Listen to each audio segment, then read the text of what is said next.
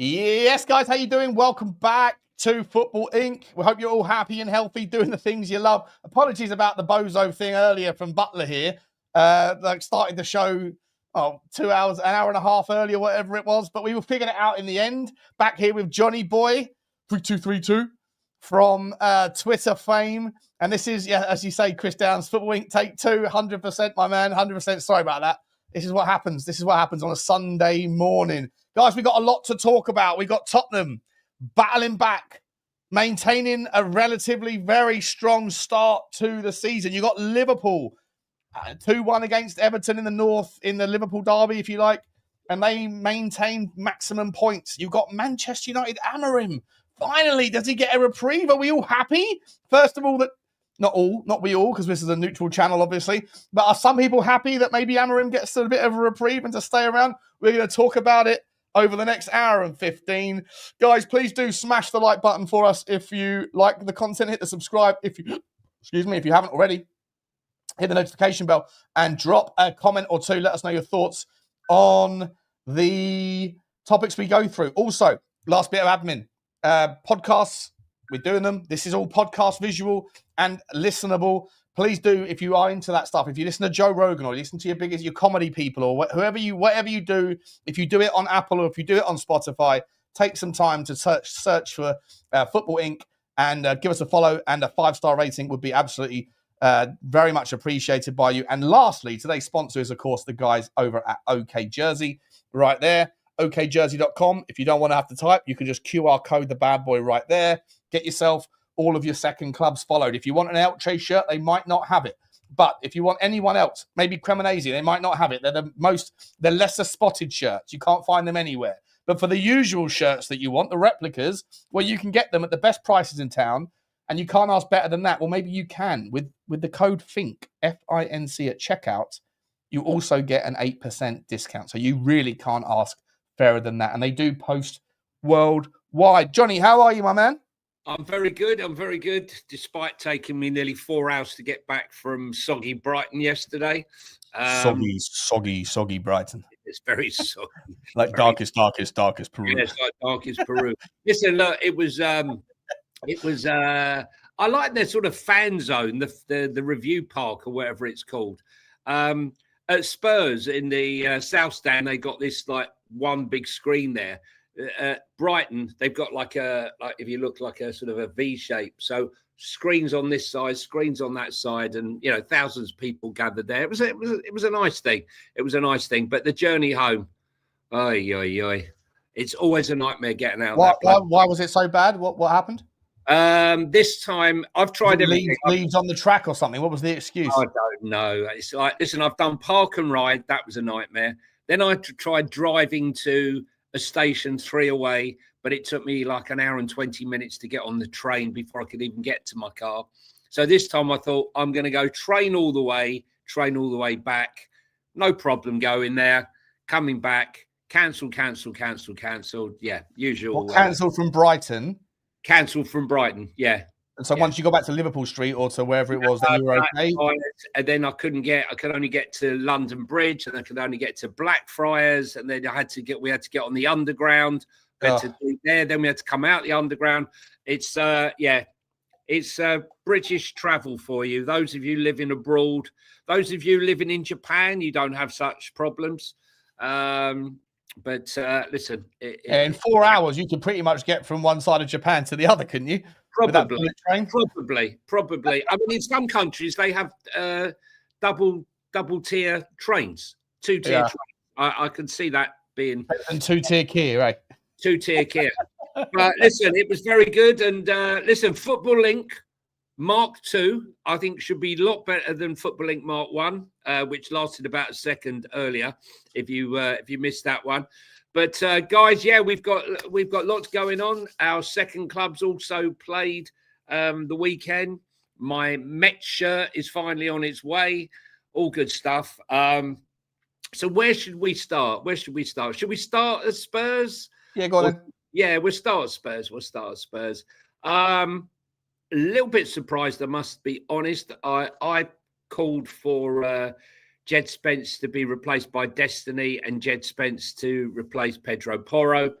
And I thought, that would be fine. I don't think many people expected Xavi Simons to be sat on the bench.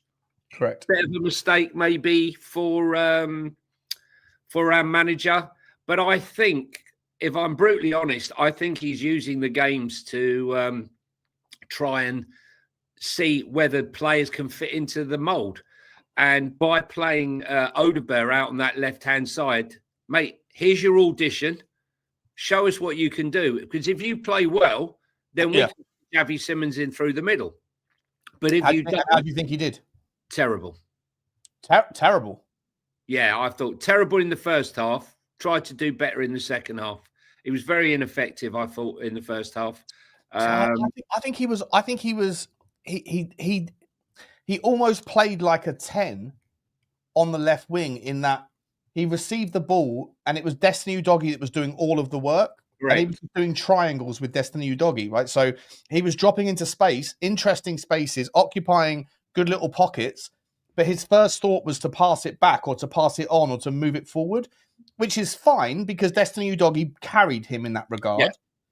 But I don't think Destiny Udogie can have anywhere near as good of a game as he had it not been for for Odegaard doing the things that Odegaard was doing. So very unselfish in that regard. But if you're trying to stand out and be the guy that wants to occupy the left wing, I think you have to do more with the ball as a left winger would. So I don't share your sort of adjective as terrible. I thought he was actually useful, but doing it in a weird, different way than what I was expecting. I think that Destiny Udogie was the man of the match for me, but in no small part because Odegaard wasn't selfish like, say, Kudus. Kudus can be selfish, but then has the merit to do it because he does great things with the ball when he's selfish with it. Odegaard was entirely unselfish, but Destiny Udogie shone as a compromise, which is fine in my opinion. I mean, look, the thing is, no disrespect. Yeah, I feel very sorry for Jed Spence here because going forward, he shone, right? There was a couple of moments where Minte, who I identified as being a huge threat in the first half with the breakaway, ball over the top. It's exactly what happened. But Destiny managed to block him, a couple of times with some really good tackles. But the thing is, Jed Spence will never get forward and cross that ball on that left-hand side like Destiny can. This is left foot. If you put Jed Spence on that right-hand side, then you're going to see a different Jed Spence. Unfortunately, you've got Pedro Porro there. But you also have Kudus in front, and Kudus doesn't want to. Kudus wants to. When he gets the ball, Kudus doesn't let the ball go, right? So, like Pedro Porro knows his role almost. Pedro Porro will find Kudus, and Kudus will take care of the rest. So Jed Spence, I think Jed Spence is in a bit of a conundrum here because on the left he doesn't want to get forward. He hasn't got the left foot on him yet. Yeah. But you put him on the right, he's better defensively than Pedro Porro is anyway, but he's much better defensively on the left because most left wingers want to cut in on the right-hand side onto his strong side, and he knows how to kind of like mirror them and so to show them just enough onto their stronger side, which is his stronger side. You put Jed Spence on the right, then yes, you'll be better defensively than Pedro Porro, but you're not as good a passer as Pedro Porro. And Kudus doesn't want overlapping players because he wants to go to the byline. Kudus doesn't want to cut in. So to me, this is where I've landed. As a consequence of that, I feel like whilst you have Kudus doing what Kudus does, unless Kudus changes and becomes more receptive to letting people be a part of that play, then you might as well stick Jed Spence on the left in games where you think there's a massive threat from the right winger. From the right winger. But I actually think that Destiny Udogie, mate, to be entirely honest, absolutely pocketed Minte in everything apart from that one breakaway goal. Minte was basically nullified by Destiny Udogie apart from that 12th minute moment. I got to say, when we played Bournemouth, I said that Jed Spence should be put onto Porro's side because he's going to go for Porro and he'll play out on the left. He'll play through the left-hand side this time, and that's exactly what he did.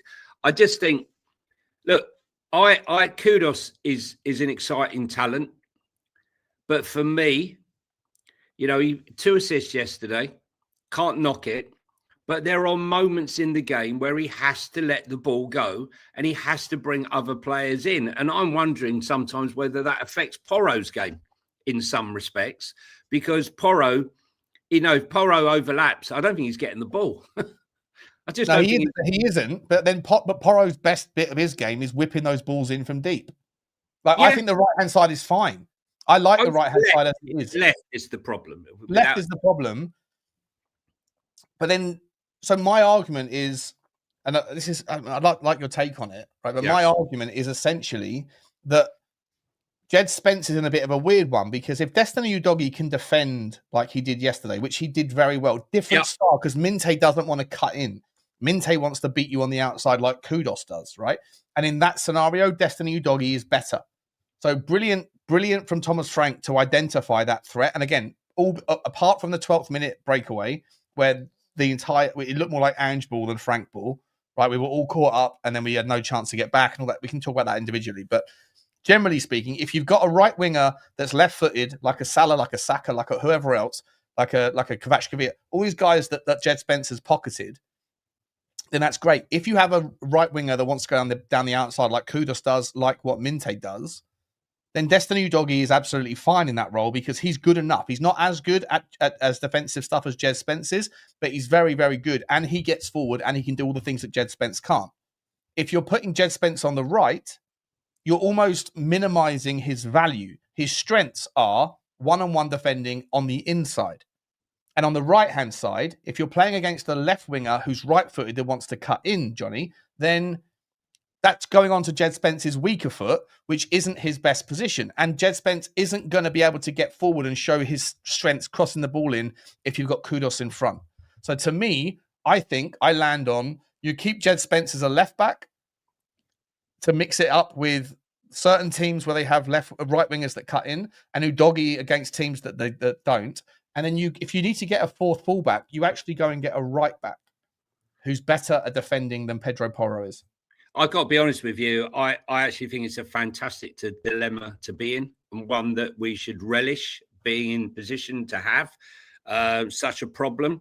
But if you ask Jed Spence, he will clearly, utterly tell you that the right back and attacking is where he loves to roam forward. I mean, if you remember him at Forest, that was the strongest part of his game, roaming forward, cutting inside into the box. But that's by the by. I've never seen him put in a better performance on the right than he has on the left, though. Yeah, because he hasn't had the runs on the right-hand side. Most of his opportunities have become to injuries to Destiny. But listen, look, the thing is here, more of a problem is if we ever have an injury to Mickey van der Ven, that will be a talking point because we have no real options. And that is more of an issue. But look, that said, I would like to see Kudos at times, bring players in. Sometimes I feel like he holds on to the ball way too long. I'm not going to knock his play. He got 2 assists yesterday. He did not stop working and grafting. But the turning point of the game was Xavi Simons, no two ways about it. That fantastic, he had a great effort cutting inside from the left-hand side. Although he was meant to be in the middle, this one he cut him from the left. And his shot was fantastically saved by Verbruggen. And there was another one where, again, he got the ball in from Kudos and he just never caught it properly. Funny enough, our equalising goal, from where I was right behind the goal. It looked to me like Paulinho had glanced it. Flick. No, I don't think he did in the end. No, it looked like it from there. It was like close. Yeah, close. But Paulinho was sensational. Again, like to me, mate. Like, we'll spend another couple of minutes talking about Tottenham and then we'll move on. Paulinho in the 6, Xavi in the 10. That has to be the way forward, in my opinion. Yeah. And then, but then you've got another. I don't know, fantastic headache, or maybe not. You've got 5 players then that are all fighting it out for one spot in the 8. And I thought Bergvall had a stinker in the first half. I think he was much better in the second half. Fantastic in the second. Second half, he was brilliant. Yeah. At one point, he won 3 sliding tackles on the centre circle in about 7 seconds. Do you remember that bit? Yeah. In like the 80th, 75th minute or something when we were just about to score our second goal. He looked like a man, like something obviously was said to him at half time, like, calm down. Just calm down, bro, or whatever. You know what he did? Did you see what he did for the corner? Did you see that one? No, go on. So he's on the. So here's the goal here, guys. Here's the goal. So he's here on this side of the goal. Oh, he's right, yeah. He was behind. He's hiding out behind. Brighton player sort of nudges him out, so he's run all the way around the back of the goal. Yeah, you can't do that, mate. You can't do that. Listen, Paulinho's got more tackles in than any other player in the Premier League this season already. He's already off and running. Fantastic player. We're one injury away from hit for him, to Van der Ven, or arguably to Kudus to really losing. Back in the mud, mate. Back in bet, but yeah. So still a lot of work to do in the transfer windows. But can I just say though, it's so refreshing to see a manager who, he was losing on the touchline, which I really like. He was not happy, obviously, when we were 2-0 down, and the refereeing decisions, which were abysmal at times. Not blame injuries, not blame anything, not feel sorry for him. Just, we weren't good enough against Bournemouth. I don't want to see that again. It's going to happen. We're going to lose football games. But not sitting there saying, I don't have Son, I don't have Maddison, I don't have Kulu, I don't have this, I don't have that. At the end of the day, I believe if that is last season, we lose that game 3 or 4-0, like you said, Sean. I don't think we come back into that game. Not a chance. But the refereeing standards, I'm sorry. Yeah, you said that in a text to me. I didn't really notice the referee making. I can't remember. It was just all the time, just little.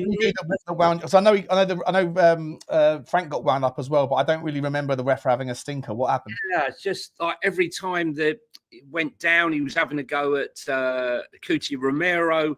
Just little nudges, and they're going down. He's blowing for everything, not allowing play to go on, and allowing them to disrupt the game once they got that, the lead. And it's football. For God's sake, it's a physical game. And the only time I actually thought there was something in it, which turned out to be not, was when Simmons broke into the box. And I'm not sure if it was Lewis Dunk that looked like it had taken him down. There was nothing there. No. Yeah. There was the first goal was, I mean, the offside line was drawn so tight, and to be honest, it was fair. I said at the time it was definitely onside, but it was like if Minte's arm happened to be, he was just running, right? But it just, as the line was drawn, it happened to be that his arm was there. If his arm was like an inch further forward, he would have been offside. So it was margins. And then the other one was, I think, for their second goal, was whether or not Richarlison was fouled by their player smashing him in the back. He was 100% fouled, but that, by the by, I'm sorry, Vicario should have done better with that. Yeah. You got to be unhappy with yourself. I was right behind that goal when that went in. Yeah. And he planted his feet wrong, didn't he? He planted his feet too late, and he couldn't get to it. Going down too early. He was going down too early. He doesn't dive high enough as well. He dives very low. And like I said this before, I said this on the last show I was just on. You look at the Villarreal game, Pepe had 3 or 4 chances. They all went wide, but in every one of them, if they're on target, they're goals, because he worries me, mate. He does. I was getting hate from this lady, Ulrika Johnson. Big up to you. You've started the Super Sticker train. Choo to you. We love you. Get yourself out of the bar. You're already out of the bar, haven't you? You've tried your bits, and you're having your G&Ts, and we love you for it. But Ulrika's saying that I've been all negative on Vicario. Ulrika, I'm not being negative. Well, maybe I am. I don't know. I just don't rate him. Wasn't good yesterday. I'm sorry. And there was another moment where they saw him off of his line, and he was backpedaling towards his line. Yeah, that could have gone in. And there was another moment where he came out to kick the ball when they broke, and he completely miskicked it. Yeah, I'm sorry. I'm not. He's all right. Like, he's not a priority replacement, Johnny. But I said this to Sava and Lubo just a minute ago. Like, you name me a team that has won a title with a bad goalkeeper, and I'll save you the bother. You can't, right? Like, every team that wins big trophies, important league trophies that are consistent over the year, they have goalkeepers that don't necessarily have to do a lot that often, but when they do, they're always there for you in the most part. And I'm not sure if Fikayo will be, but appreciate you, Ulrika, mate. Love you. Houdini, Dean Law, big up to you, my man. I'm still waiting for you to message me, mate. We're going to have to have a beer together, I think. You said you wanted a beer. We'll have a beer before the Doncaster game if you want, mate. Message me on Twitter or somewhere, Instagram or something, and we'll meet up. Appreciate you, mate. 199 super sticker. Choo to you. And Cat Funt has also come in. Big up to you, Catty boy. Meow. I think Xavi just needs a few games to gel. I think he came on the pitch. By the way, Johnny, last question before we move on to the other games. Xavi did change the game, 100%. And in the 10, he has much more room. He's fantastic, right? And he can. I don't care where he drifts. He can drift anywhere. If he wants to drift left, fine, whatever. But brave of Thomas the Frank Engine to drop him. Right, brave of him to sit there and say, we're going to give Odegaard a chance from the left. We have to give him a chance. And we can disagree or agree or somewhere in the middle between whether he was good value or otherwise. But you have to figure this left wing spot out until at least January. But to drop him and keep Bergvall in the team and then play Bentancur, and it gives Xavi Simons a little bit to think about, right? That he's not just guaranteed his spot. His agents come out this week saying the reason he chose Tottenham in the end was because Thomas the Frank Engine said to him, look, you're great, but there's areas you need to improve on. And that Xavi liked that because he's always been told that he's excellent wherever he goes, right? He gets smoke blown up his arse. And then so Thomas the Frank Engine says, no, you're good, but you could be better, and here's how we can work on you. And he loved that.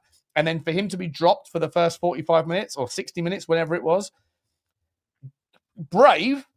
First of all, brave, because it didn't end up costing us too much.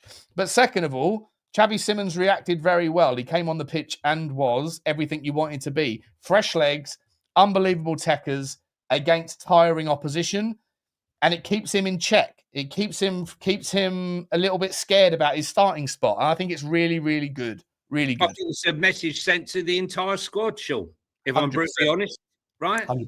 You know, no dickheads. You work hard. I said this to you right at the beginning when Thomas Frank started, as I know from Brentford days. If you comply or die, if they find you're not working hard or your data does not match what you're supposed to be doing, you're going to be in trouble. And I said Brennan Johnson will struggle under him because I don't believe he does enough work.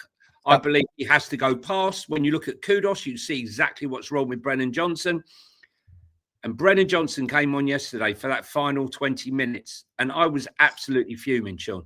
Yeah. He did nothing, mate. Yeah, and there was a moment where the ball went back and I'm screaming at him, fucking track back.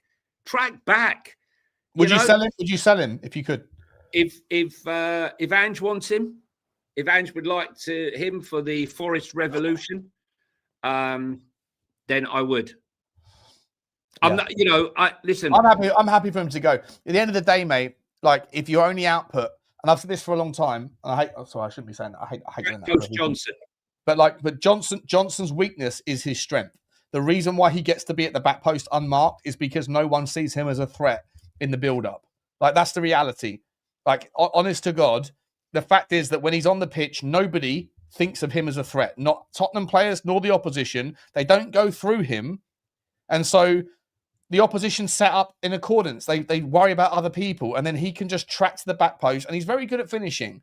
But you need to do more than that. So if Tottenham are going to bring in a left winger in the January window or in the summer, whenever we get around to doing it, then you have a decision to make, because you can't have Odegaard, Tell, and also Johnson and some of these other. You can't have them all, right? So someone's going to have to go. I know a lot of people would say sell Tell. But I think Odegaard's better on the right, to be honest with you, and he's only playing on the left. I mean, right now, let's be truthful, right? Thomas Frank is sticking square pegs in round holes, right? It's as simple as that, right? And that's why it's so glaringly obvious. But Johnson, for me, yesterday, when you came on, you have an opportunity now. You haven't been getting a lot of game time. Hold the fort, Johnny. Someone's at my door. Hold the fort. Sorry, mate. Getting a lot of game time. And now's your chance and now your opportunity to actually come into the team and state your case for a place. I think Papa yesterday probably was given a rest because he's played just about every game, which is good. But Cochrane and Frank will definitely be monitoring everything that goes on. Tell will no doubt, who didn't play but played at West Ham and didn't play during the week. I thought maybe he would get minutes. So he's definitely rotating the squad, which is what you want to see. But I do expect Tell to probably start up front against Doncaster and probably Johnson on that right-hand side. I'm not sure who we'll play on the left at this stage. But we will certainly see. But listen, good for the comeback for the result, and long may it continue. And as it stands, Tottenham are currently second in the table, only 5 points behind Liverpool, who seem to be pulling every result out of the bag. While Sean's there, I'll go on to the Liverpool game. Early morning kickoff. Yeah, I'm just moving on now, Sean, to Liverpool. Liverpool, Everton, Merseyside derby. Liverpool with a tough game midweek on the Wednesday. I think it's a tough ask. I think if you're playing in the Champions League, I'll be honest with you, on the Wednesday, you should not be the 12:30 kickoff. That's my thoughts on the matter. It's not right. It's not fair.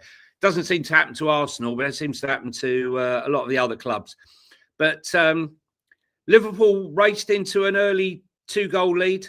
Fantastic goal by Gravenbach. Beautiful through ball by Mohamed Salah. And he took it beautifully. And then our guy, who we've always liked, Ekitike, 2-0 up. And it looked at that moment that, are they going to run away with it? But Everton under David Moyes, I mean, honestly, he's such a... How he was... put in the mud after his Man United stint, where he was really literally thrown under the bus. But when you think of his original career at Everton, what he did at West Ham with that team, look how they are without him, and look what he's done with Everton when he's come in under Sean Dyche last year with no funds, no nothing. But that Everton team yesterday, and my God, mate, what a player he looks. Yeah, he's so good. He's in my fantasy team. He's great. He's I mean, we could do with him at Tottenham. No, I honestly, with him. Honestly. Him and Grealish, and then you got that still with Tarkowski. You got players throwing their bodies on the line. They haven't come back from a 2-0 deficit at Anfield since the 1920s, I think. But I think that, I mean, Liverpool won the game both with their fullbacks, right? I thought their fullbacks were sensational. Kirkez and Bradley, tactical pivot. People were worried, with their right side going down a little bit, with Frimpong going out injured and what was going to happen. Kirkez not really starting the best as a left back for them, but those two yesterday were fantastic. Absolutely sensational. Yeah, he's coming into it.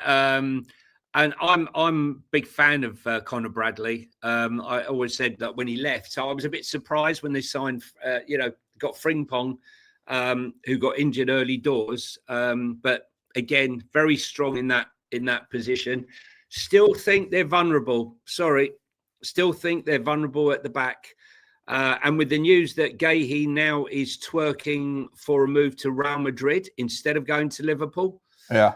I think they might rue that decision come the end of the year. But hasn't Canate also said that he's basically going to reject the new contract and go to Liverpool or go to Real Madrid as well?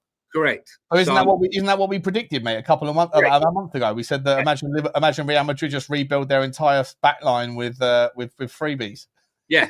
Well, you heard it here first, people. You heard it here first. Freebies, and we did say that if they leave it to the last minute, they could end up missing out and costing them. Because I think ultimately they will pay the price. Because Virgil van Dijk goes, Gomez and Canate at the back, or Endo and Robinson at centre back. No, I'm sorry. The big conundrum right now, the one player that everyone's talking about, obviously, is this season's record signing, and that's, it was Florian Wirtz. Personally, Sean, I think the guy's magic. I think there's something about him when he picks up the Florian ball. Wirtz? Yeah. No, but sorry, dude. I think I said it on this channel. I would not be surprised. I said it, mate. I hate doing that thing, but like the fact is that most players that come for top money, the top 10 transfers of all time, only about 2 of them have been successful. And I think that he might end up being a great player. There's something about him, though. I think he's got moments, but I think that he embodies a lot of what is wrong with Liverpool at the moment. They're good in moments.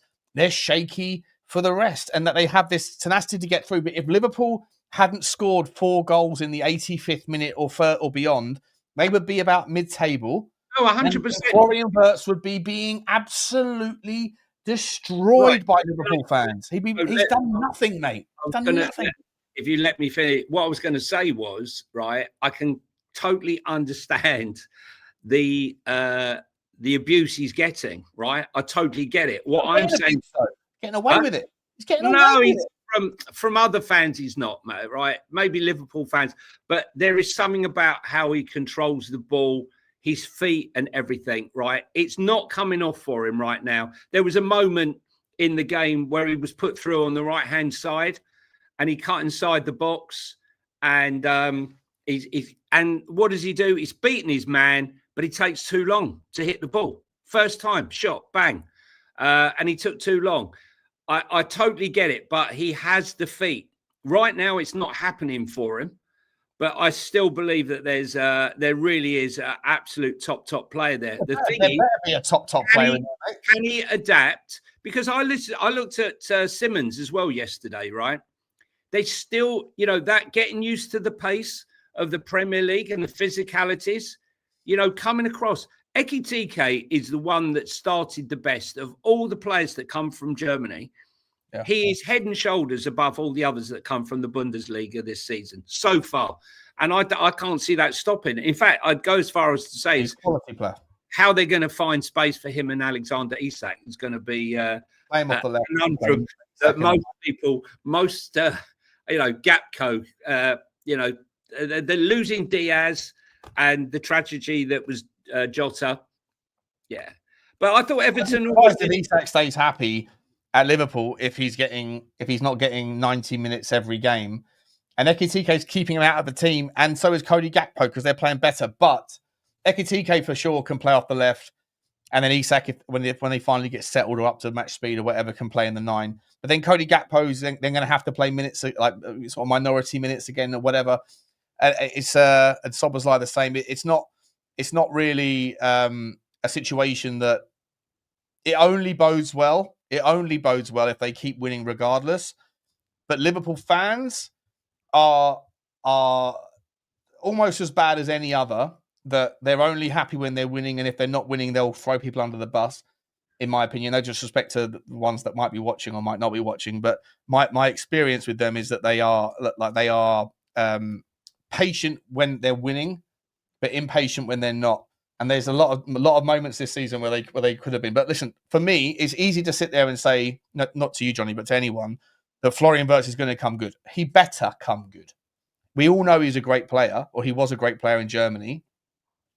But 125 million quid, the easy money is to sit there and say, yeah, he'll be a good player. Of course. I'm just saying about his feet.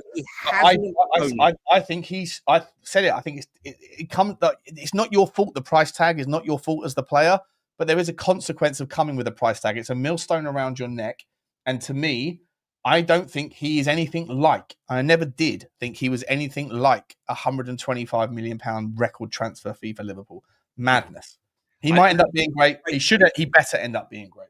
But as someone made a comment in the chat there, the fact of the matter is, unlike Spurs fans, I want to keep it away from Spurs, but many Spurs fans, when a signing comes or a player comes, we throw him under the bus. We don't give him time.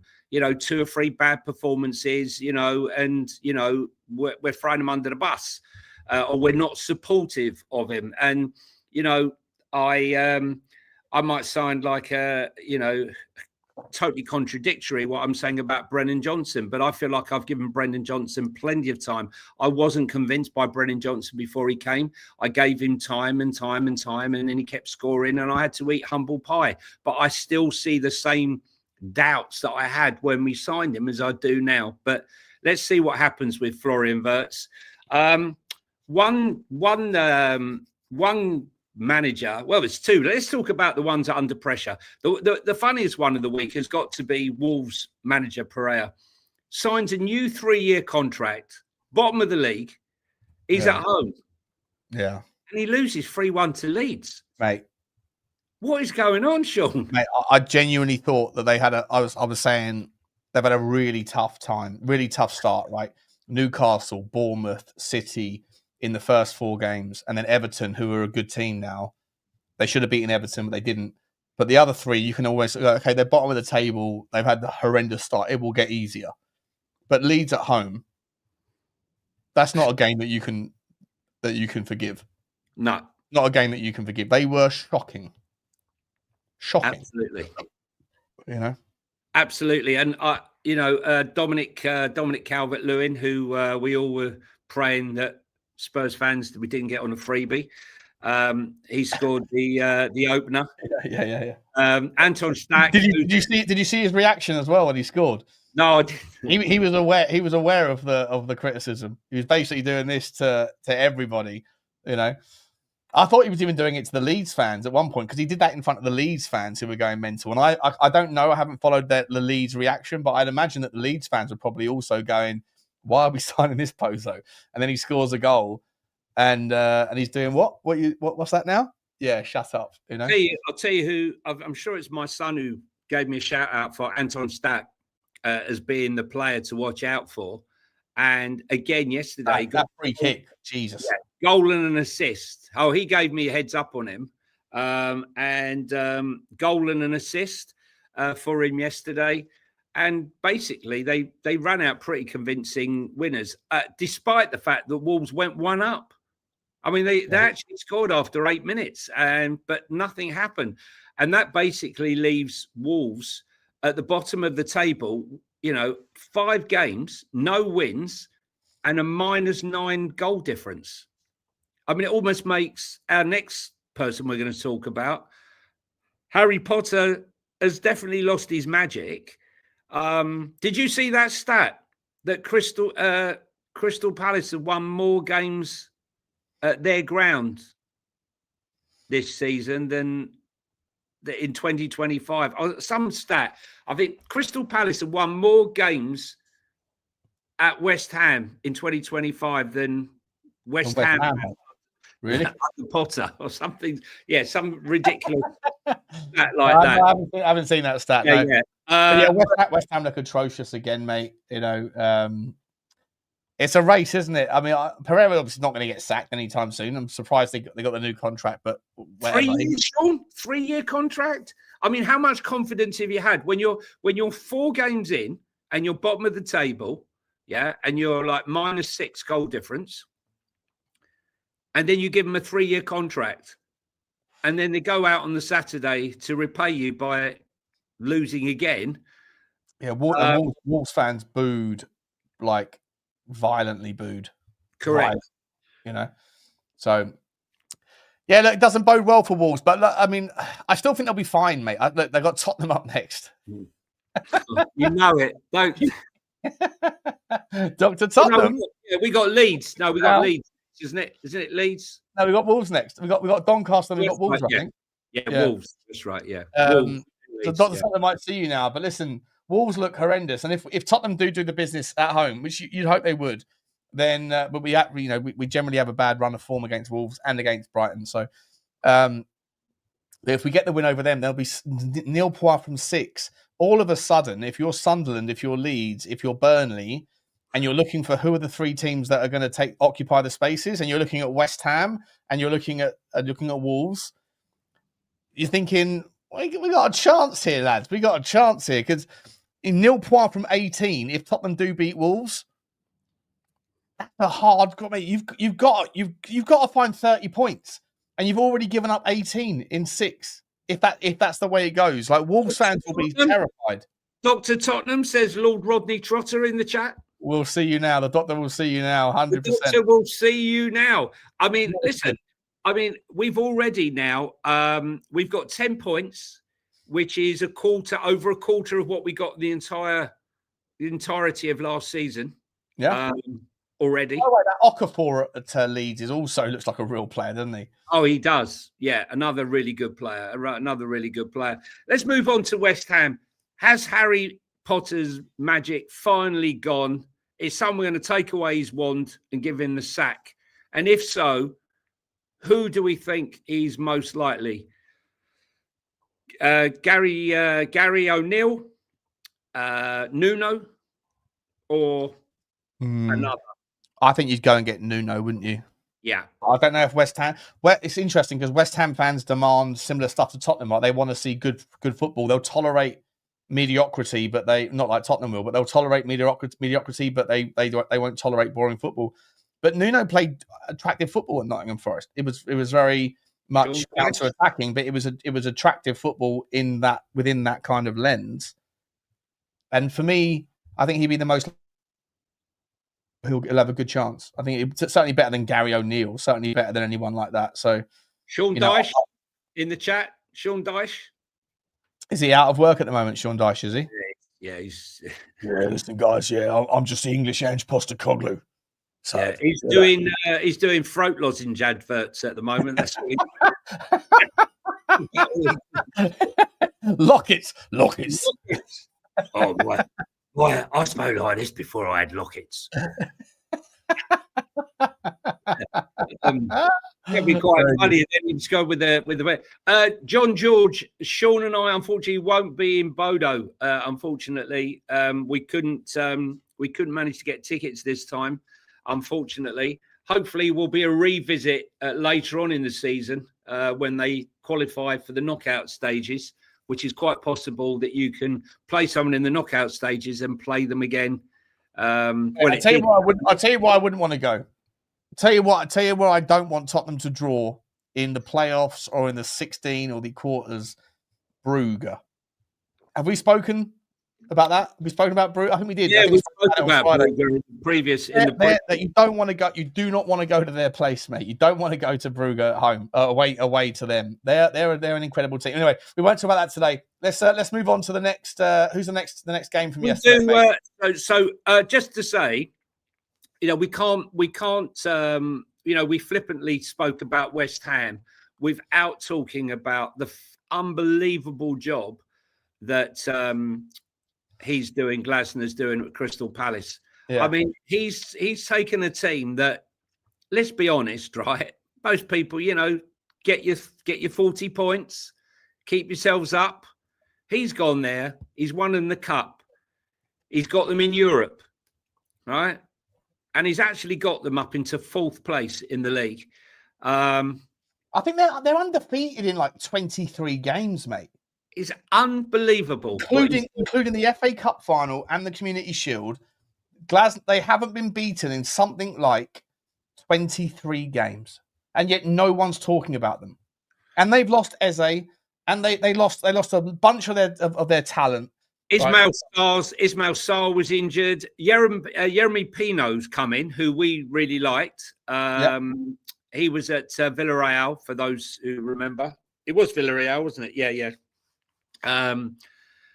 Really good player. But he can turn players. It's as simple as that. He can bond a group to play way above where they should be. No one is going to fancy playing Crystal Palace this season. No one. I mean, we always struggle when we go to Palace. Well, we have done recently, but let's go to the other big game. Burnley v Forest. Forest fans probably, Wolfie was probably jumping up and down after 2 or 3 minutes when Nico Williams, absolute bullet shot, went in the back of the roof of the net. It was an absolutely fantastic shot. And they thought they were on their way. But no, Burnley were having none of it, mate. Because I actually made a prediction of that game to be 1-0 because I actually thought that Forest wouldn't score. And to be honest with you, I don't think they were going to, had it not been for that goal. Burnley, can they stay up, Sean? I think they can, because there's there's definitely some candidates who who we didn't think were going to be, struggling. I never thought. I sort of we said that Wolves might be one that gets sucked in, but didn't think they'd be as bad as they have been. As I say, I gave them a lot of credit for their tough fixture list, but actually they were shocking yesterday. So, you have to sort of you have to give credit where it's due to lead. There was an interesting stat yesterday. Brentford and Villa had won. If Villa win today and Brentford had won, then Nottingham Forest and Ange would have been back in his usual position of 17th place. Mate, but listen, Nottingham Forest fans, they haven't had a difficult start, mate. It hasn't been that difficult for them, and yet they have been the only game West Ham have won was against. I know that was at the end of the Nuno thing, but do you think is there a chance, if Wolfie's listening, I'm just playing devil's advocate, is there a chance here that Nottingham Forest gets sucked into that relegation battle as well? I'd laugh, but I can't see it, because like last season, I think we've already got, two candidates right now who are already getting cut adrift in a sense with Villa and Wolves. I know it's early days. You put 3 wins together and suddenly you move up the table. But Wolves... Let's have a look, see. Let's have a look at the table. Wolves and West Ham need to start winning. We thought Brentford would be in trouble. I still think that they will be. Let's have a look at the bottom of the table. Yeah, hang on. Here we go. So Wolves, 0 points. Villa will be fine. They'll be fine, right? Yeah. They're not going down. No. But it's a horrendous start, though. Absolutely horrendous. Who have they got today, by the way? Who have Villa got today? Villa have got today, trying to remember the game today, they have got Sunderland away.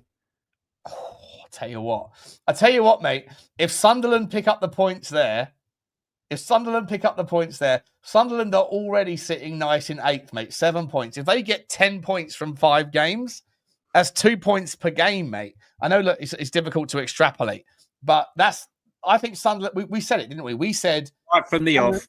Sunderland will be absolutely fine, right? They spent their money. Burnley, of course, Burnley are going to be somewhere in and around it, but I think they'll be fine. Brentford are a candidate to get sucked in. Brighton will be absolutely fine. Newcastle will be fine. Look at City.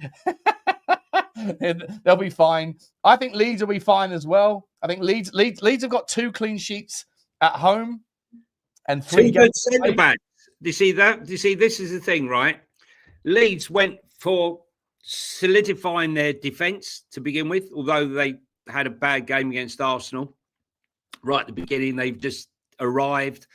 But 2 good centre-backs to give them that solidity, and it's proving it. Sunderland, for me, for all the 12, 13 signings they made, for me, Granit Xhaka was the key signing there, because he's the glue that blinds it all together. Also, like Roof, who's done very well for them. Should be a good game this afternoon. I'm looking forward to Bournemouth-Newcastle later. Yeah. And I'm wondering whether or not Newcastle, having played on Thursday, and a really tough game against Barcelona, I think that's the reason why they probably left Walter Marde on the bench and only brought him on late. Bournemouth win that game, by the way. Yeah, I think Walter Marde will start for them. Let's have a look. Hang on. Let's have a look to see. I'm going to put Bournemouth on an acca. Yeah, Nick Walter Marde is starting this game. I expected him to start basically because of the fact that he was rested on for the other game. So we shall see that. Anthony Elanga on the bench, interestingly, and Joel Linton on the bench. That's what I'm saying. Hard game midweek against Barcelona. It's hard to juggle these games, Sean. I mean, look at Spurs yesterday. Having played Villarreal, we didn't have that same intensity in that first half. We tried to, but we didn't have that pace. But listen, we'll be fine. What was the other game on Saturday? Did we miss the game on Saturday? Of course we did. Yeah, it was Man United Chelsea. Man United Chelsea. Just a little number there. Ruben Amorim. He might have got wet, but I mean, what was that game, Matt? What was that game? I mean, sending off in the opening minutes, I think it was the earliest goalkeeping red card in the history of the football or something. It was crazy. I can't remember a goalkeeper being sent off earlier than that. Is it a red, Sean? 100% a red? Yeah. I think some referees... Outside the box, clear foul, stopping a goal scoring opportunity, has to go. Yeah. 100%. Yeah. I think some referees, though, this is the problem. We shouldn't even be debating it, because had a referee not given it, would the VAR have intervened? Because they're trying now not to intervene unless necessary. Would they have intervened there? This is my question, because it's outside the box. He's challenged him. It's a foul. It's a goal scoring opportunity. It's the last man. Black and white, gone. But we've seen referees not give those before sometimes. And, you know, if VAR is not going to intervene, I hope we don't see another repetition of that. But Man United do get the rub of the green. So they managed to go 2-0 up. Casemiro and Bruno Fernandes, another one tight offside. And then, did you see Pedro Neto? It's quite interesting. Estavo, when he got sent off, Estavo, who's 18 years of age, came off like a proper mensch. He came off, clapped that. What's a mensch mean? What's a mensch? Yeah, you know, like a good guy. You know, took it well, like a mature. Is that a Hebrew word? Is it mensch? Yeah, not a Hebrew. It's just a nickname. It's like a slang. It's like a slang word. Anyway, he took it well. Took it like a champion. Took it like a champion. He's coming. Cool. 18 years of age, professional, right? Even though only his second start ever, for the club, he would have been gutted. Man United, huge stage. Pedro Neto. What point was he taken off? Because of Sanchez. Oh, in the 8th minute or whenever it was. Yeah. Minute, whatever. And then they take Pedro Neto off, and he did not. He wasn't happy. No, he was definitely not happy. You heard him screaming when he came off. He went off out. So Perchy, I love Perchy to pieces, right? He makes this argument. I was having this debate with him on a WhatsApp group. He's like, "Oh, you've seen Højlund smashing it back in Italy, right?" And I'm like, "Yeah, okay, well that's his standard."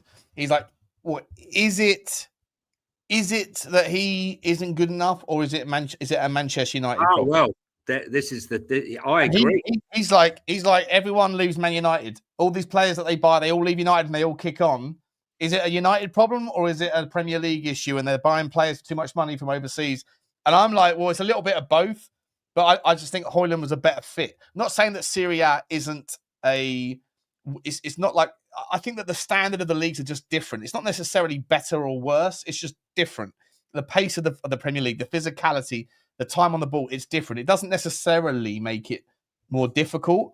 It's just sometimes you have horses for courses. There's some horses that can only run right on right looping tracks. There's some that can only run left, right? And it doesn't mean that they're better horses or worse horses. It just means that they're built for a certain style of racing. And so I would argue that Manchester United signings have been overpayments for okay players. He makes out the argument that they paid okay money for good players, but they've ruined them at United because it's a United problem. Where do you land on it? I think he makes a good point. I'm not sure I agree, but I think it's a fair argument. I sort of disagree with both. I think they overpaid, but the players are better than what they were at Man United. I mean, Marcus Rashford, no one wanted to touch him with the basketball pole. He went to Aston Villa. He played very, very well. He's gone to Barcelona. He's playing very well. Anthony playing very well. Højlund, look, we knew he could. Right. Yeah, we knew he could play well in Italy, right? He did it at Atalanta, which is why they paid the 77 million euros to begin with. I don't think, yes, you're probably right in the sense that he's more comfortable in Serie A, but it doesn't make him a bad player. But he's evolving. He's still very young, in my opinion. But I think I think the culture at Manchester United, I don't believe it's been a great dressing room. You got a manager that says not even the Pope could get him to change his tactics. He's going to die on the hill regardless. He's not for turning. Yeah. I figure that if Chelsea had 11 v 11 yesterday, it might have been a different result. One swallow doesn't make a summer, but I love to know what Jim Ratcliffe really did say to him when he flew in to see him the other day. It obviously wasn't to extend his contract, although that was pretty funny for a Portuguese trying to do a British humour. Yeah. But Chelsea, bit of a kick in the teeth for them. Obviously, their first defeat, but they also drew with Crystal Palace. Who else did they draw with? I'm trying to think who else they drew with. Do you remember? They drew with Palace. Chelsea. Yeah. Yeah, they Chelsea had a They drew with Palace. They had a they drew with Brentford 2-2. Yeah, see, they should have beaten Brentford. They didn't. They drew with Palace. Brentford scored back. Brentford are second bottom or third bottom in the table right now, mate. So Yeah. So interesting scores. Okay, so the last one of Saturday's fixtures, Fulham 3, Brentford 1. Brentford taking the lead with Mikel Damsgaard. Nice goal. Don't like those brown jerseys, must tell you. I haven't seen this game, mate. I fell asleep last night, so I haven't seen it. So I'll let you fill me in on this. Yeah, no, listen, Alex Iwobi, ex-Arsenal, obviously, and Harry Wilson, who just keeps scoring against them. They run out comfortable 3-1 winners, even pin it with an own goal. Interesting. Kevin was on the bench, didn't start with Kevin. And mate Kevin.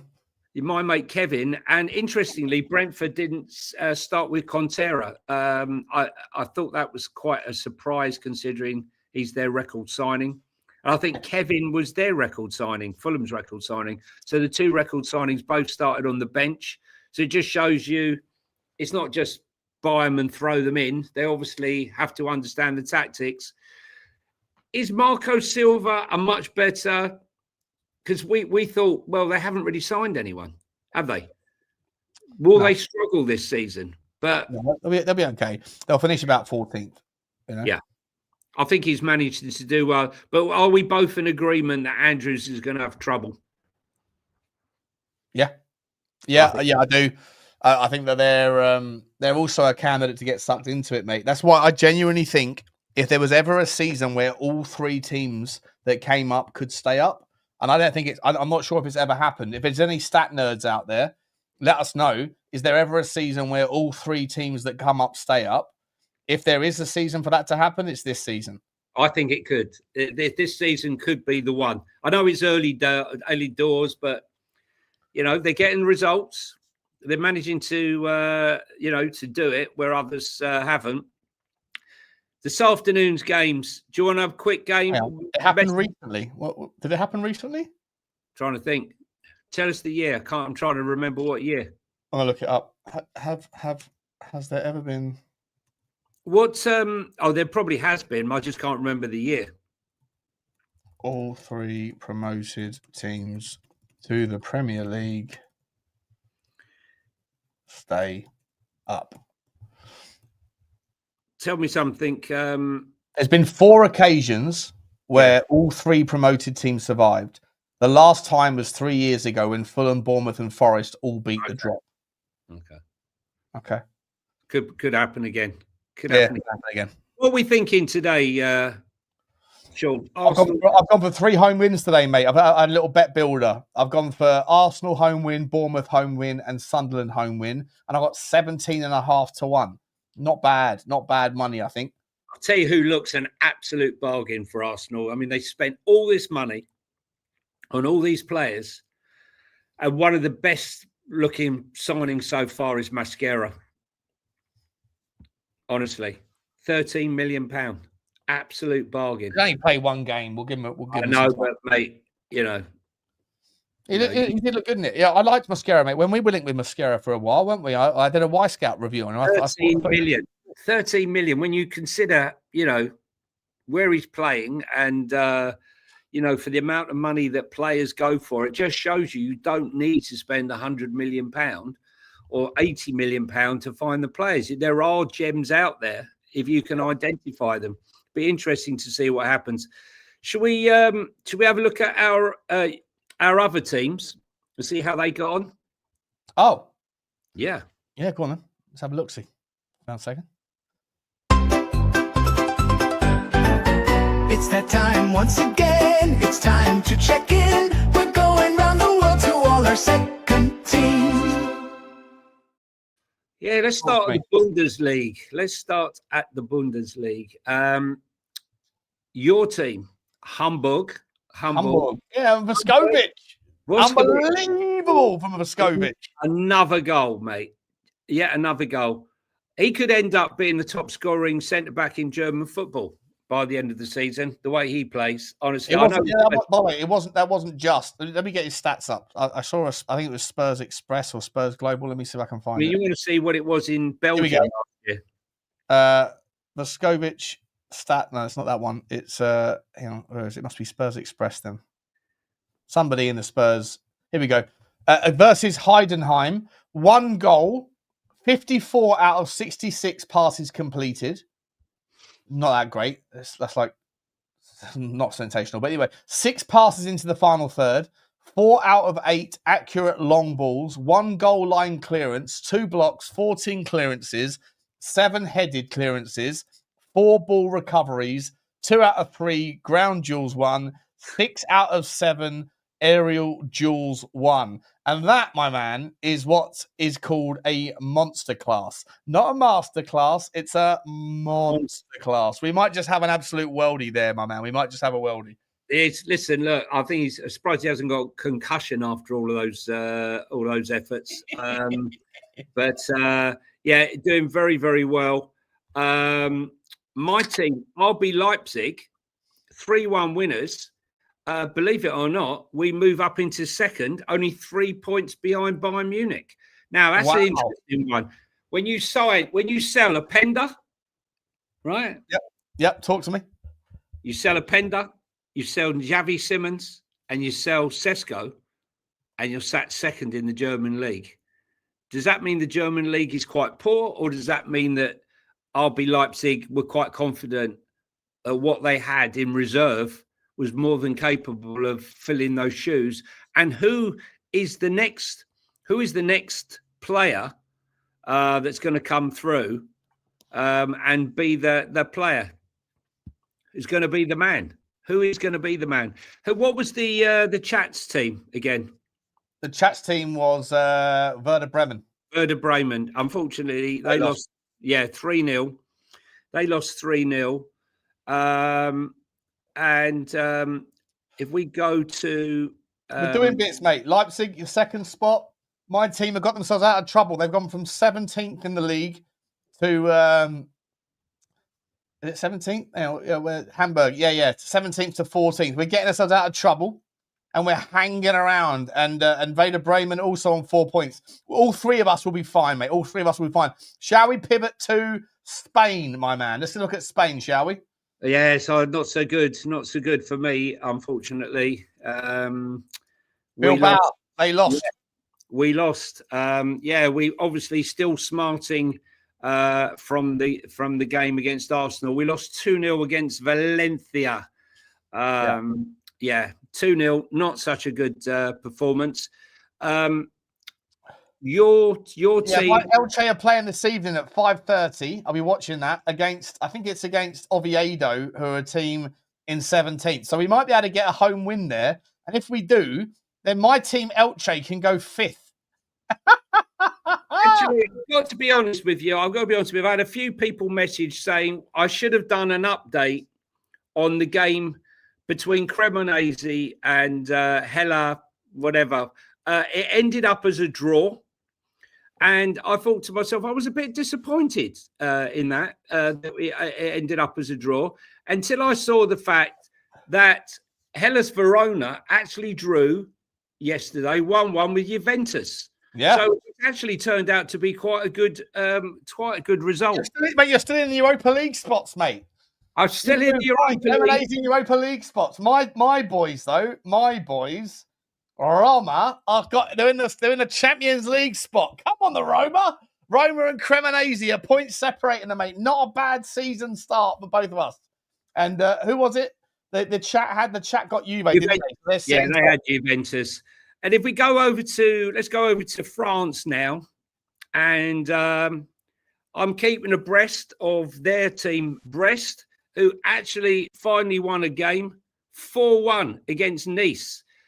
Pulled themselves right off the bottom of the table, which was good. Pulled up to goals from Yorke, Del Castillo, Chiotard, and Remy Lebeau Lascari. Nice little win against Nice. I've got Rennes. Rennes managed to draw against Nantes. Yeah, there's a couple of them knocking about, and Nantes. Nantes don't like playing Brest. No, they don't like that. They'd rather play something else. Yeah, Ludovic Blas penalty and Esteban Lepoul from my club were cancelling out Mwanga and El Arabi. In the 96th minute, they were about to get the 3 points. And if they had got the 3 points, they'd be sitting third, Johnny. My club. Just to let you know, sorry, guys, it was an early kickoff this morning. Should have mentioned it over at Serie A. It's a big one for you, Shawnee. Lazio 0, Roma 1. A big playing right now. No, it's full time. The whistle has gone. Oh, yeah. And you are 1-0. You are 1-0 winners. That's how we got fourth. Yeah. Yeah. Whereas my team, Pellegrini, my boy Pellegrini, with the winner in the 38th minute. Meanwhile, my team, not being funny, should they manage to beat Parma today, can go top of the league. Cremonese are 0-0 right now as we speak. Yeah. It's not. They haven't finished 0-0. They're currently playing 0-0. Yeah, 0-0 at the moment. Should we manage somehow to get? Let's see if Jamie Vardy. No, Jamie Vardy's on the bench. He's on the bench, or is he on? Did you go top? Yeah, Jamie Vardy's actually not even on the bench. What is going on here? Jamie Vardy is no, he's not even on the bench today. Look at the size of that bench. Huge. That's a big bench. That is a big bench. Massive bench. How have they got many people on the bench? 1, 2, 3, 4, 5, 6, 7, 8, 9, 10, 11, 12, 13, 14 players on the bench. Is that how it works in Serie A? Can you just put everybody out there, can you? I don't know. It must have 14. They must have a 2-tier bench. Yeah, it looks like unbelievable. It's like a double stack. I wouldn't like to be sat behind them. Yeah. Let's quickly go back to League One, League One. So your team, your team is who? Metz, right at the bottom of the league. Oh, mate, you're having a nightmare. My team's today though at 4:15 against Monaco. Oh yeah, who were shocking against Brugge in the week in the Europa League. I fancy our chances, mate. I fancy our chances. I've got my Met shirt, and I'll be wearing it with pride as I walk down the street. Okay. And people go, "Who the fuck's that? Who the fuck's that?" Let's move on to the. Monaco have won 14 of their last 15 games against Metz. I don't fancy your chances, mate. I don't fancy my chances at all. I was hoping for a good draw in the in that team, but it's not going to happen. If we move over to the Championship, your club Birmingham pulling on a late goal. And I mean late goal. Lyndon Dykes, the old QPR forward, 94th minute goal. We love that. Yeah, 94th minute goal. That takes them up into 8th position. Come on, the Birmingham. Come on, the Brummy boys. We can't clear up our rubbish, but we can clear up the points. How about that? You know. Meanwhile, my team, Portsmouth, lost 2-0 at home to Sheffield Wednesday, who couldn't buy anything recently. So that was a bit of a shock. Couple of actually interesting scores in the Championship. QPR, they lost their first game, got absolutely obliterated. I can't remember. What was it, 7-0 or something? Ridiculous. Yeah. Yeah. I don't think they've lost since, Sean. I don't think they've lost since. Lost their first game. Oh, two losses. But they're moving up the table now, having beaten Stoke and Bristol City, who are the... What the fuck is the Hampshire Senior Cup second round? What is that? God knows. God knows. But the teams, the Chats team, Bristol City, they win today. They go second. Guys, if you're in the chat at the moment, please hit the like and hit the subscribe button, please. Loads of you watch it. Just hit the like, hit the subscribe. It helps the channel grow. We're aiming to get to 6,000 if we can. Let's see if there's any. There's been a bit of sort of transfer news. Is that both Newcastle and Chelsea are interested in Camavinga from Real Madrid? Yeah. £80 million, Sean. What are we thinking about that? Camavinga's a fucking baller, mate. He's an absolute baller. But I don't think he'll leave to go to Newcastle. You know, he's a versatile player. Can play as a 6, can play as a left back. I'll tell you what, if Tottenham are looking for someone to come in, that kills two birds with one stone, because I think that Tottenham needs someone else to play along, like mix it up with Polinia, and we need a left back. If he's available for 80 million quid, if Tottenham's owners, our majority owners, have suddenly got ambition and money and all that shit, let's see if we can go and get him. That would be incredible. What a way to transition that particular area of the pitch. We need to be high up. You know, we need to be high up the table, performing in the Champions League to sell that story. I think we're doing that right now, aren't we, Johnny? Yeah, we are. Second of the table, my man. One player that's really confused, and I don't think he knows what he's doing, is Vinicius Junior. He said he was confused with his substitution against Espanyol, and he left unhappy.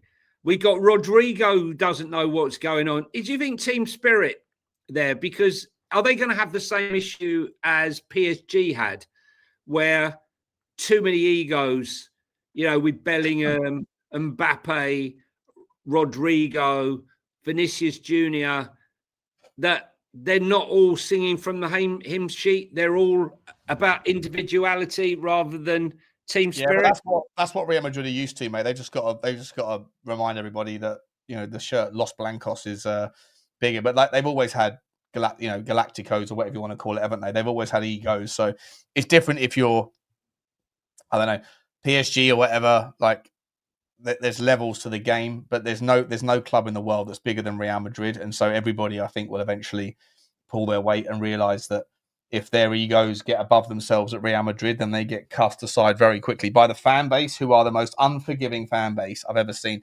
Have you seen the way they treat Trent Alexander-Arnold, mate? It's madness. They're throwing the white gloves at him. I don't know what the white glove means. I think it's basically just disrespect, isn't it? It's like going fuck off. But listen, hang on. You're talking about the same fans that rated Luka Modric the worst signing in Real Madrid's history. Yeah. Absolutely. Yeah, let me tell you something. Super chats, Johnny, shall we? Just quickly, mate. Sorry, I need to cut you off, mate. ITK Turkey money is coming from Russian oligarch, not Saudi, says Ulrika. Thank you very much for that. We knew it's coming from somewhere. And have money. Check out the yachts. Abramovich has bought a club.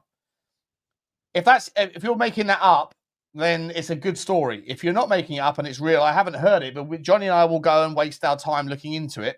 If you're making it up, you can save me a couple of hours, because if what you're saying is interesting, if you're saying it's definitely an interesting take, it would make a little bit of sense.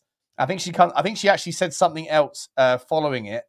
I can't find it now in the chat; it's too far back ago. But I think she said that there's very interesting. There's no extradition. Turkey and Russia have got a good relationships. There's no oversight there. So it might be true. Ulrika. I'll look into it. Appreciate you for putting that in, and appreciate the super chat, mate. Miss. Thank you very much. We got one from Super Blaine Blaine, by the way, mate, I fell asleep last night, mate. And you sent me a text message saying that you built me An igloo. that you built me a Discord server for Spurs Talk Show. We'll do one as well for the Football Inc. Eventually.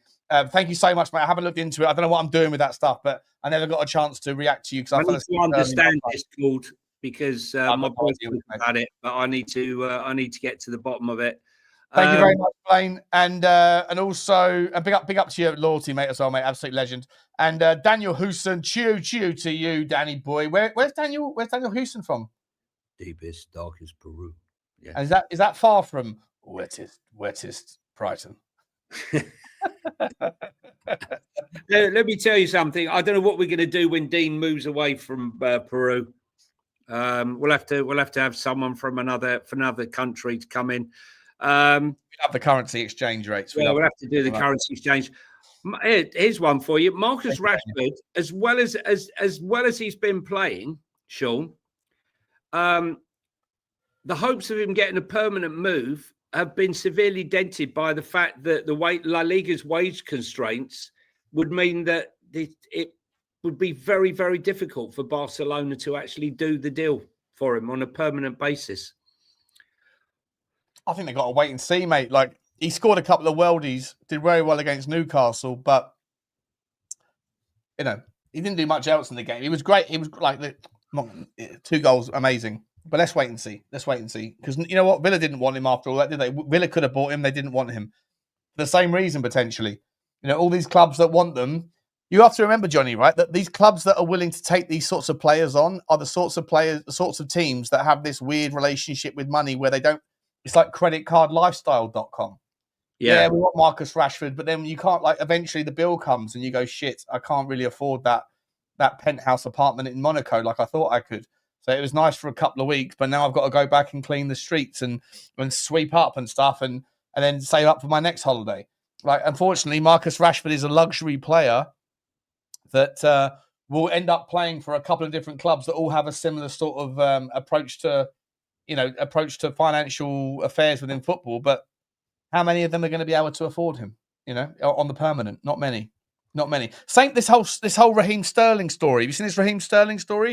And as much as I don't like that Rory Chelsea boy guy, £300,000 a week, and he's but that Rory guy made a good point. He's like, everyone that's saying that Chelsea owe him a duty of care and that making him train late at night and training, all that stuff, have some humanity for the guy. All he had to do to get away from that horrendous environment was sacrifice his ridiculous salary, $350,000 a week. I'll go on 100,000 a week, and I'll go and play somewhere every minute. Rory is absolutely bang on. Don't feel sorry for a guy that's getting treated badly whilst picking up $350,000 a week. If you didn't like it that much, you could cut your salary and go pick up $100,000 a week and go and play at Fulham or in any number of other clubs. He didn't. He wanted his money, and now he's moaning that he's being treated unfairly. Sorry, you're not a prisoner at Chelsea. You're just a prisoner by your own greed. Well, actually, let me just say, had it been any other club, I might have agreed with you, Sean. But the fact that they're signing them to 7-year slave contracts and then complaining that they can't get out of them, that's your bloody fault, mate. I'm not going to feel sorry for you. You want Chelsea wanted to sell him. He just didn't want to go. Yeah, he didn't want to give up his money. He didn't want to give up the $350,000 a week. Yeah, listen. You have to sit in a change room that's not that's cut out for under 14s teams. Sorry, you're not wanted anymore. You could end that misery anytime you wanted by saying, I'll sign for any number of football clubs and take a reasonable. He's getting paid $350,000 a week, mate. He's dog shit. When was the last time who came in for him? I don't remember a single club coming in for him because he wasn't willing to give up his money. At the end of the day, you signed a contract, you're entitled to sit there and get your pay, but you're not entitled to complain. Can I ask you though, could he not have gone out? I'm just playing devil's advocate here. Could he not have gone to Fulham and Chelsea play $200,000 a week? And they play $100,000 a week. Chelsea were like, fuck it. We'll make it as difficult as possible so that you end up leaving, right?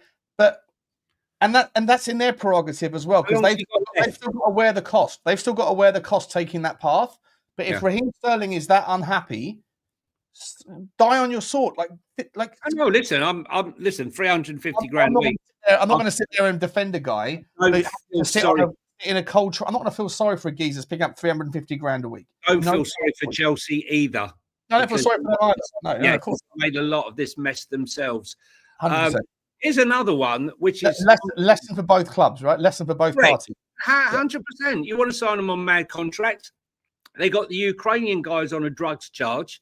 I mean, they're probably going to try and get out of that one, paying him any money. No doubt. I don't know if he gets off that drugs charge, mate. They owe him about 20 million quid that they haven't been paying him. Correct. Yeah, and apparently he's got a decent chance of getting off it. Yeah, and he can end up suing them as well. Let's be honest. All it would take is someone to sabotage him, is to walk into the training ground or walk into the dressing room and drop a little bit of powder into his water bottle. You know, I'm not saying it happened. I'm just saying it's entirely plausible. Sean, who's to say it can't? Exactly. That's what I'm saying. Who's to say it can't? Who's to say? Meanwhile, Arsenal, as if they don't have the strongest squad in the Premier League right now, in depth, in every position, they are now being strongly linked with Lucien Aguame. Aguame. I'll be honest. Everyone told me Agume is incredible, and he might be. But I wasn't that aware of him, Johnny. But I did run him through the Y Scout tool, and I wasn't impressed. Oh, you wasn't? No, I wasn't impressed with what I saw. Not to the point where everyone's like, "He's the next big thing." I was like, "Oh, he looks good, but not great." Same with Akliouche, by the way. I did exactly the same thing with Akliouche. I did exactly the same thing with Ryan Cherky. But back in the summer, before Cherky moved to Man City, and he was linked with Tottenham for a period. When Akliouche was at Monaco and was linked to Tottenham, and with this Agume guy, I run all three of them through the Y Scout tool, and I wasn't that impressed with any of them to the point where I thought that they were worth the hype. Ryan Cherky hasn't exactly lit it up at City. I thought Akliouche was dog shit against Brugge. And again, Agume, I don't know. And again, it's just my opinion, but what I saw really wasn't that impressed. But you know, a lot of people that know a hell of a lot more about football than I do think that these guys are brilliant. So, you know. Look, clubs and players, man. I mean, it's always. It wasn't that long ago that Frankie de Jong they were trying to force Frankie de Jong out the football club. Yeah. Pushing him out. He refused to go. Now they're trying to beg him to sign a new contract. I mean, Go figure.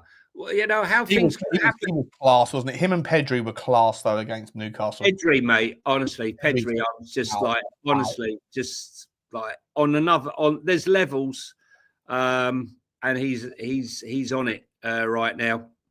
I think that's about it, Shawnee. Yeah, we'll let everyone go and watch the. I'm currently watching Sunderland Villa. We're about 25 minutes in. It's 0-0 at the moment. 2-2. It's 0-0 at the moment. It's an even game. Villa have probably got the edge from what I've seen. But I'm going to go and also check out the other games as well. Guys, please do smash the like button. It costs nothing to do it, and it really does help us out. Also, it costs nothing to hit the subscribe button. Please do it, and it really helps us out. And more than anything else, what we'd love you to do, if you do get a chance, if you are people that listen to podcasts on Spotify or listen to music on Spotify, and if Spotify's your thing, if Apple Pod's your thing, then just take your time just to search for Football Inc. And if you can't be bothered, the links are in the description. I'll be coming to the super chats in a second, Ulrika. And please do give us a 5-star rating. It would, if you do appreciate the channel, then podcasts are such an important part of that story for us, and we'd love you guys to help us out there. Thank you so much. And Ulrika has come back in saying, I think this is regarding her previous one. So the previous one she said was, Turkey money is coming from Russian oligarch, not Saudi. They are there and have money. Check out the yachts. Abramovich has bought a club. And then he's come back in with saying, there is no sanctions between Turkey and Russia. That's where Abramovich and other oligarchs are. Check the yachts. You can't get impounded in Turkey. It's really interesting, mate. Listen, Ulrika, I don't know if you're a man. Yeah, whoever you are. Erdogan, you know, makes sense. part of NATO. I mean, what a joke. Part of NATO, yet he's harbouring the Russians there and taking the money. Huh? Are Turkey part of NATO, are they? I thought Turkey were part of NATO, no? Or are they trying to get partaker? Have a check it out. Are Turkey part of NATO? I don't think they are. They? I don't think they are. I know they want to be. Yes, they are. Oh, they're Yeah. fucking up. Didn't know that. Wowzers. Yeah. Wowzers. There you go. That's this. Before we finish off, we've got a little bit of political news and insight as well as football insight. Big up to you, Johnny boy. Didn't know that. Big up to Spurs, Super Spurs TV. My man Blaine Devlin. What an absolute champion! Always here, always supporting everybody in the Tottenham space and the football space. Blaine, we love you once again. Thank you very much for the Discord thing, mate. I will call you later on if you're around to figure out what you know about that. But he's given gifted 5 Football Inc. memberships. If you are one of those 5, then please say thank you very much. Politics Inc. Cantab. Yeah, that channel's coming shortly. That channel's coming shortly. I've been trying to get cancelled on Spurs Talk Show. We've definitely been trying to get cancelled on Football Inc. If Johnny and I were to do a politics channel, the House of Cards, Johnny, would come tumbling down very quickly. Yeah, I think our following would diminish very quickly. On that note, I think I need to go and watch Cremonese versus Parma, the big game of the weekend for me.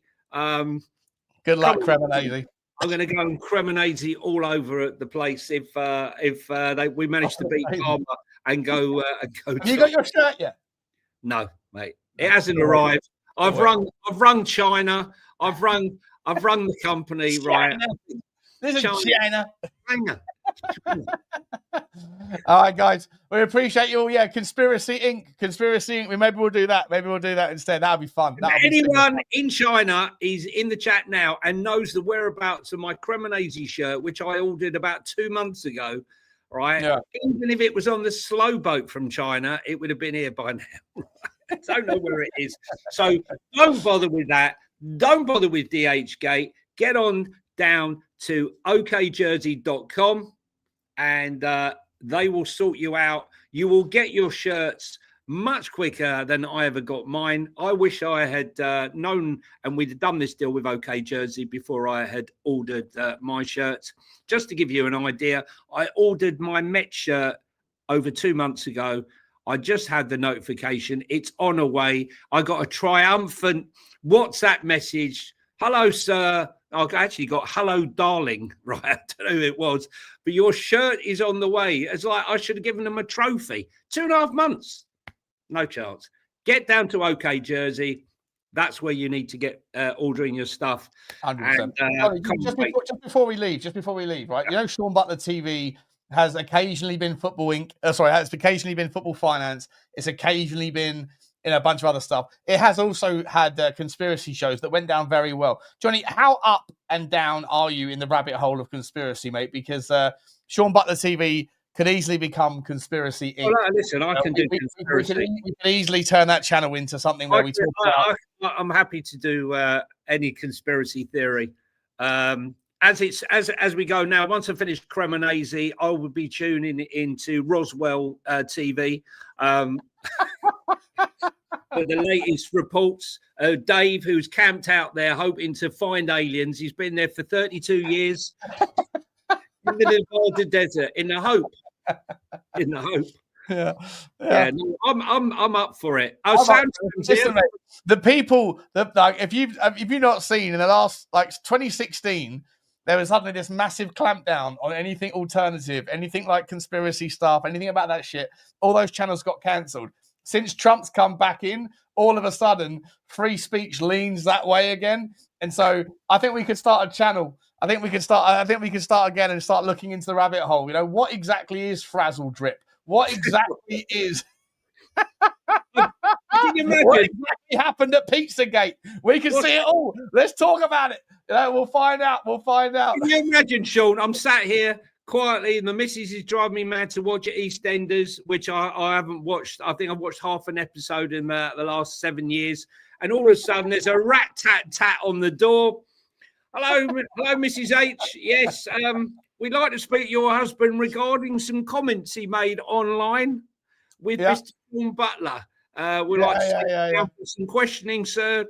No, free speech is dead, but we're trying to bring it back.